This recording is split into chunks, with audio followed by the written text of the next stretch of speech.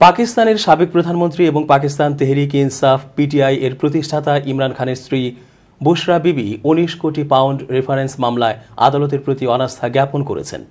পাকিস্তানি গণমাধ্যমের খবরে বলা হয়েছে, আদিয়ালা কারাগারে বিচারক নাসির জাভেদ রানার সভাপতিত্বে জবাবদিহিতা আদালতের অধিবেশনের শুনানি অনুষ্ঠিত হয়। সাবেক ফার্স্ট লেডি শুনানির শুরুতে কাঠগড়ার কাছে এসে তার উদ্বেগ প্রকাশ করেন।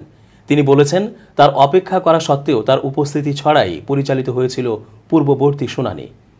আমি বন্দী নই, অন্যায়ের শিকার। আমি আপনাকে বিশ্বাস করি না, যেমন আমি আগের বিচারকদের বিশ্বাস করিনি, জোর দিয়ে বলেন বুশরা বিবি। বিচারক নাসির জাভেদ রানা স্পষ্ট করে বলেন, কারা প্রশাসনের অনুরোধে আগের শুনানি স্থগিত করা হয়েছিল। এ সময় তিনি আইনজীবীদের আদালতের প্রতি আস্থা আছে কিনা জানতে চান। আইনজীবীরা আদালতে তাদের আস্থার প্রতিশ্রুতি দিয়ে বুশরা বিবির সাথে পরামর্শ করার জন্য সময় চেয়েছিলেন। ১.৫ ঘণ্টা ধরে পিটিআই প্রতিষ্ঠাতা ইমরান খান ও আইনজীবীরা বুশরা বিবিকে পরিস্থিতি ব্যাখ্যা করেন।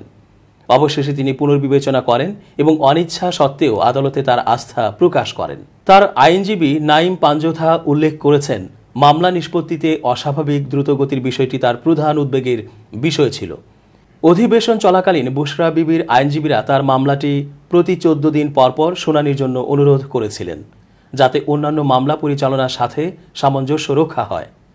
আদালত এ আবেদন গ্রহণ করে আবেদনের ওপর নোটিশ জারি করে ২২ মে পর্যন্ত শুনানি মুলতবি করেন।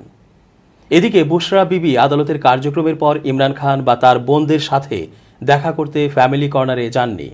এর পরিবর্তে তিনি আদালতের কক্ষে জোহরের নামাজ আদায় করেছেন, যা চলমান আইনি লড়াইয়ের মধ্যে তার গভীর মানসিক অবস্থার প্রতিফলন বলে মনে করা হচ্ছে।